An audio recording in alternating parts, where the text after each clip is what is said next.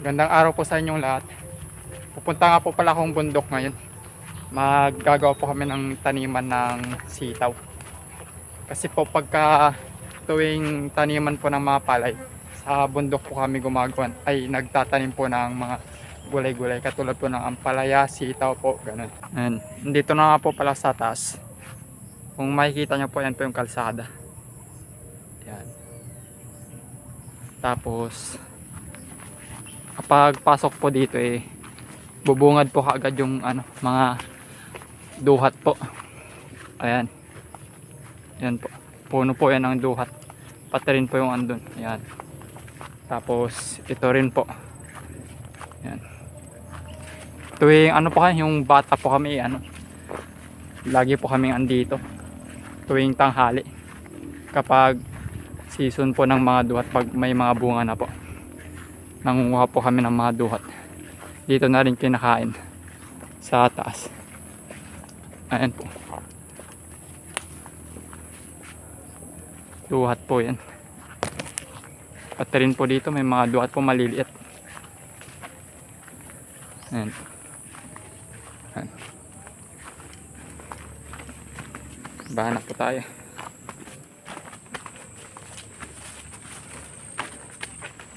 Tsaka rin po, yung hindi pa po pinagbabawal yung paghuhuli ng tilay na kung tawagin ay bayawak, ganun po. Naghuhuli din po kami nun. Pero ang problema lang, wala kaming nahuhuli. Wala kaming nahuhuli.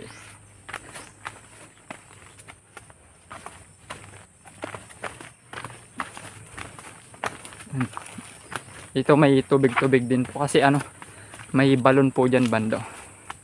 Yan. Daanan po ng tubig. Ayun po yung balon. Yan. Subol po yan, hindi po yan nawawalan ng tubig.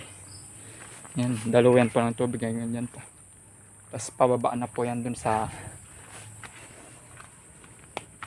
ayun po, tingnan po natin yung balon. Yan po. Sobrang linaw po. Malalim din po ito. Sobrang lalim po niyan. Yan. Malapit-lapit na po tayo. May narinig po kayong nagragrass cutter. Si papa ko po yun. Ito po pala yung mangga na pinapaalaga sa amin. Meron pa po din. Ayan po yung mga buko na tinanim. Ayan po si papa ko nagragrass cutter. Ito rin po na nilalagay yung mga kalabaw namin kapag palay, pag taniman po ng palay. May anak na siya. Ayun doon banda.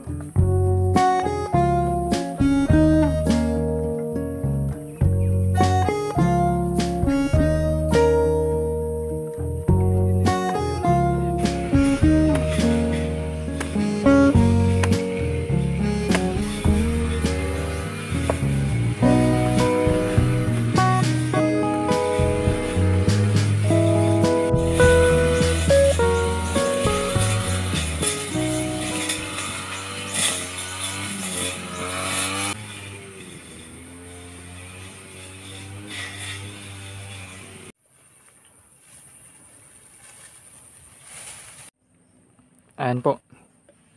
Malapit na din po matapos yung ginagawa po namin. Kunti na lang po. Babalik na lang po kaming mamayang hapon. Itutuloy po namin. Bali 5 aray po yan yung pagtataniman po namin ng sitaw. Tsaka tabi lang po yan ng ito po yung pinakita ko po sa inyo mga buko kanina. Yan. ano po itong mga buko na to, siguro yung mga katamtaman lang po yung laki niya. Kasi makikita naman po yung mga ganyan pong ano, kulay po ng anya. Sanga niya, kulay orange. Baka yung mga katamtaman lang na laki. Mga buko na yun.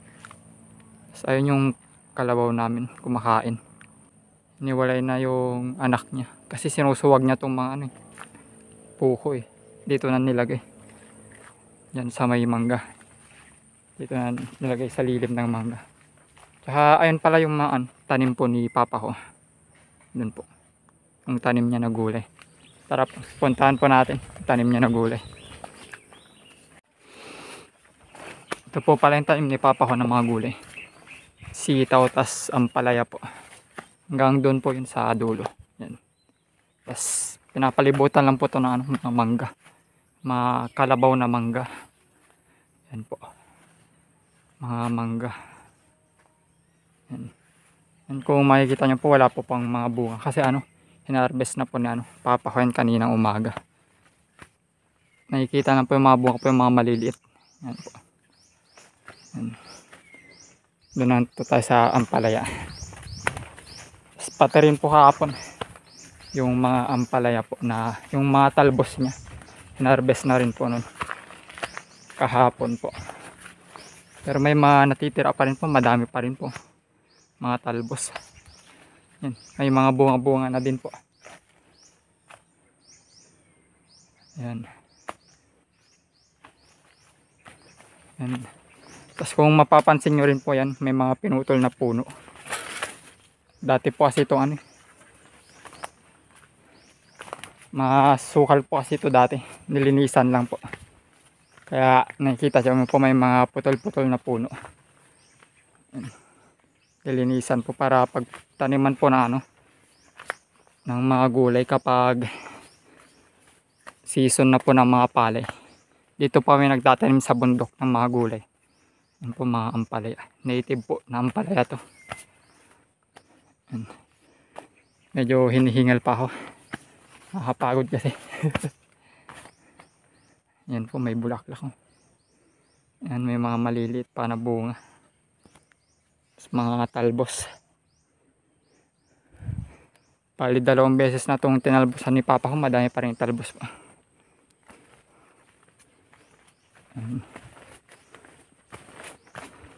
Tapos yung kinukuhanan niya lang po na tubig ay ano lang po.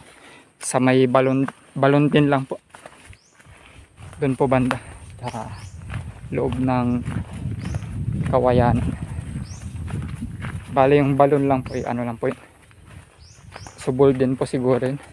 Hindi nawawalan ng tubig. Tapos ito may mga pinya din po dito. Hindi ko pa alam kung pinya po ba yan na ano, ligaw o hindi o tinanim lang. Tingnan po natin yung balon. Ito lang po yung balon. Ayun. Subol din po ata to eh. Hindi po nawawalan ng tubig. Ayan po, ang linaw po. Dito lang po sa mano, kawayanan. Yan.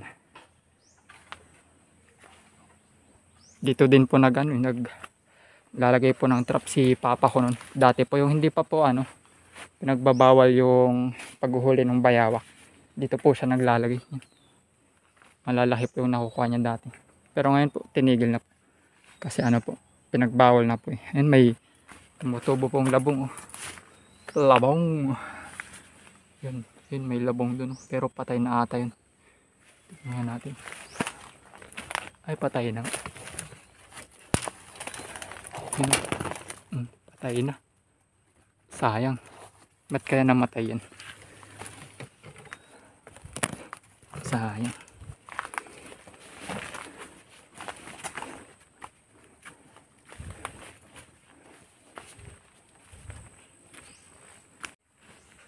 Try natin pasukin to. Kung anong makikita natin.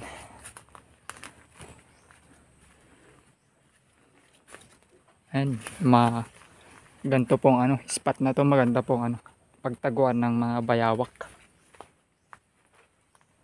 Ayan, may ano po. Ang taas na po na labong. Ayan po. Kawayan na po siya. Ayan.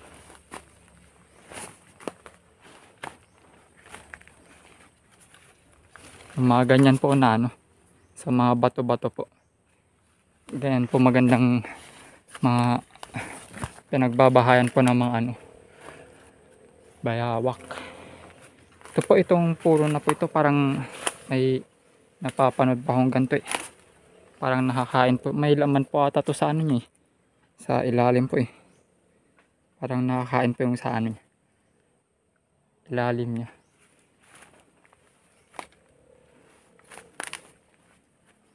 Sana walang ahas.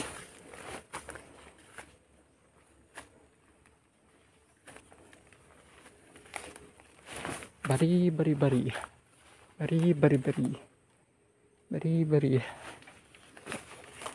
Yung sinasabi ko po na po yan, ibig po sabihin nun ano, tabi-tabi po. Yung parang ano po, para kung sakali po merong mga ano tawag, mga na hindi po tayo nakikita, yun. Ganun po yung ginagawa. Bari. Yun po yung tawag po sa amin. Yung sa ano po sa amin, sabi po sa amin. Bari. Pera banbano.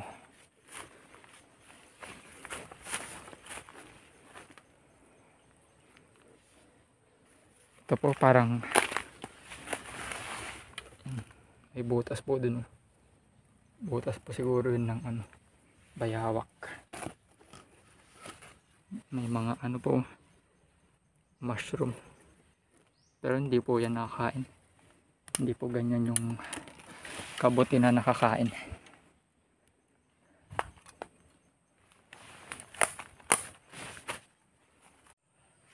Mayang hapon na lang po ulit. Tutuloy po namin yung ginagawa po namin ano, taniman ng sitaw. Masahit na din po kasi itong ano, kamay ko yun. Namumula po. May mga paltos na rin po. Sige po, kita na lang po ulit mamayang hapon.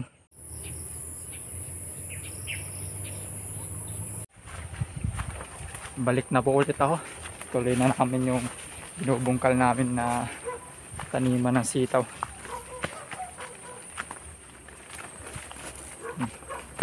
Tatawid po muna tayo dito sa ano, London Bridge made of bamboo.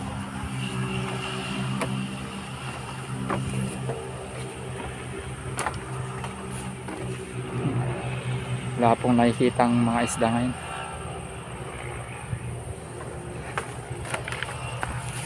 Yan.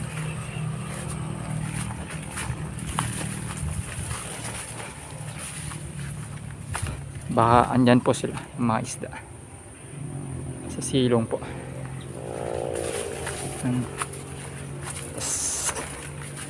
Lakad tayo dito sa mga masusukal.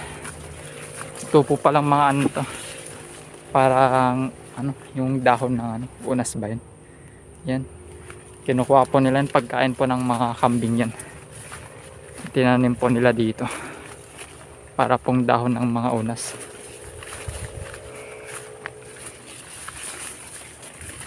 Yan, tas yung mga yan, mga palayan na po yan. Tas yan po, bundok na po yung mga andyan.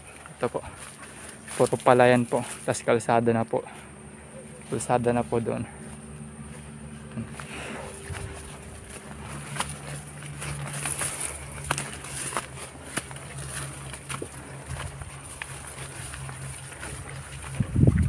Pagkatapos po, may madadaanan po tayo ditong Sobol. Yan po. Sobol po yan, kaganyan po. Medyo malinis pa yung tubig niya. Yan, may ginawa pa po silang balsa.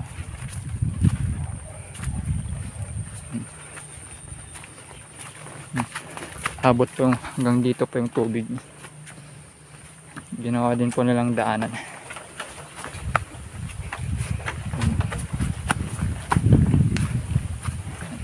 Bubungad po sa atin yung kalabaw.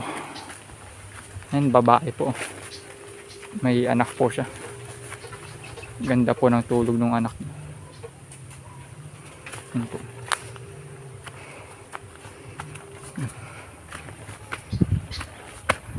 Yan, mataas-taas pa po yung akyatin natin.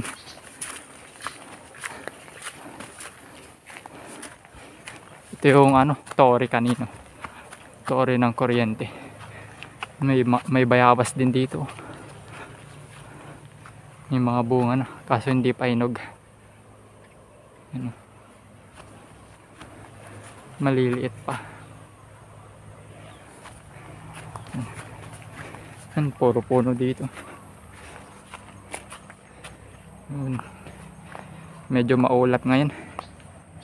Sana hindi umulan.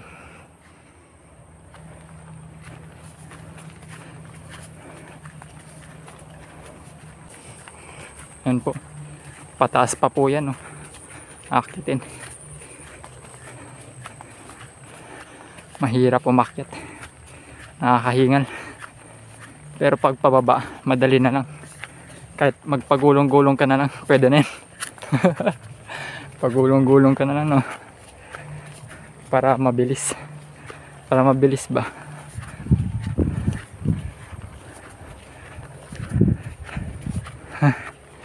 Hinihingal na ako.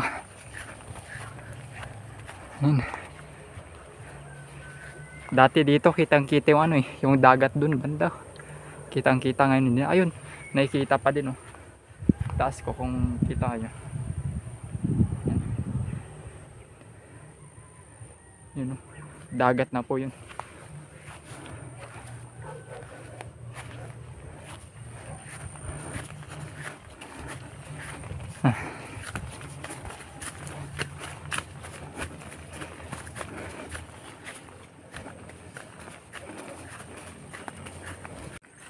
Ito po, may nakita pa ako dito sa ano, habang naglalakad po ako. Sana po? Ito po. Yan. Ito rin po yung ano, pinakita ko po sa inyo kanina pero mas maliit po. Ito po may bunga na siya. Nakakain po yata to eh. May napapanood po kasi akong ano, ganito sa YouTube. May binubungkal po nila ano. Yan po yung ilalim. Parang may laman siya. Parang kamote din lang, parang ganun. Kung hindi pa ako nagkakamali, parang kinakain po. Pakitama na lang po ako kung kinakain po ba yan o hindi.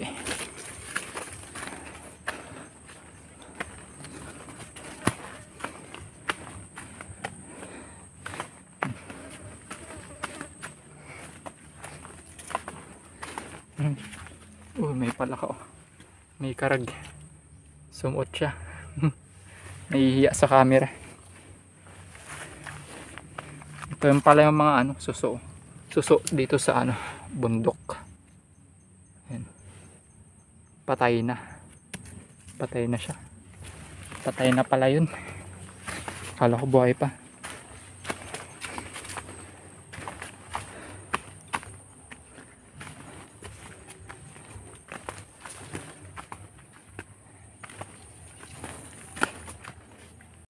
Ayan, dito na po tayo. Kunin ko lang po yung ano, gabyon tapos yung pala. Sa may ano, tawag po namin dito kuweba. Maliit na kuweba. Kunin po natin.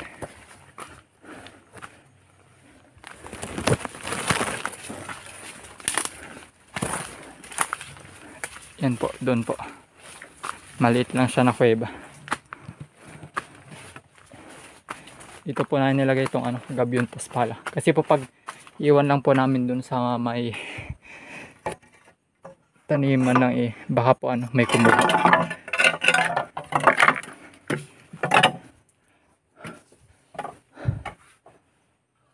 Yan po, may saruhang din dito nilagay. Tara, para matapos na, maumpisan na. Umpisahan ko na po mag bungkal ng lupa. Suot po muna ako ng gloves kasi para hindi po man paltos tong kamay ko.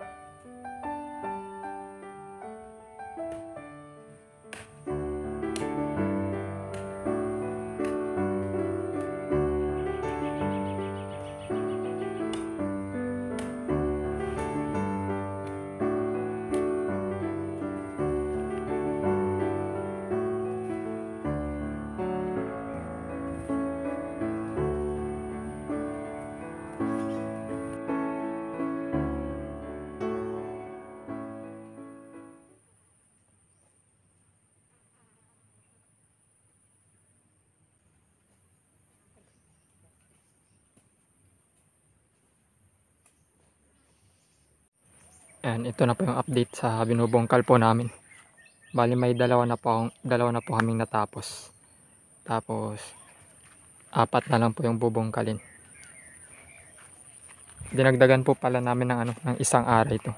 Kaya naging 6. Tapos susunod naman po ang gagawin po namin ay dudurug-durugin po namin yung mga ganito. Parang ganito po gagawin para mas madali pong taniman ng sitaw. Yun po ang gagawin namin bukas. Tsaka pagtas naman pong nadurog, na po, tataniman na po ng sitaw.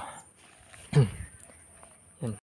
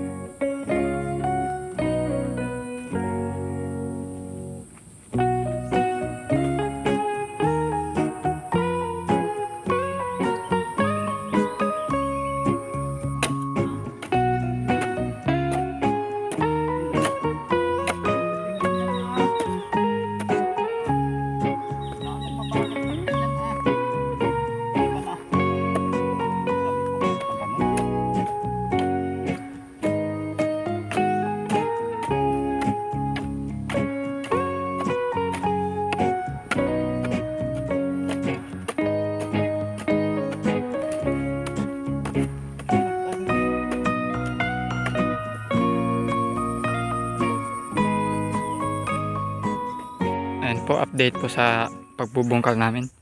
Tapos na po yung 5 linya. Ito na lang po yung isang linya na lang po. Pero si Papa ko na po magtutuloy dito sa isa. Saka naumpisa na din po magtanim ng sitaw. Ayan po. Nataniman na po itong isang aray. Bali na po. 3 aray na po yung natapos. Tas dito po nasimulan na po ni Papa ko itong pang-4 na aray. Yan. Yan po. Malapit-lapit na din po matapos. Yan. Yun lamang po yung video ko na ito. Dito na po din nagtatapos. See you na lang po sa next vlog ko. Sana manood din po. Sana manood po ulit kayo. Lamang po. Salamat po.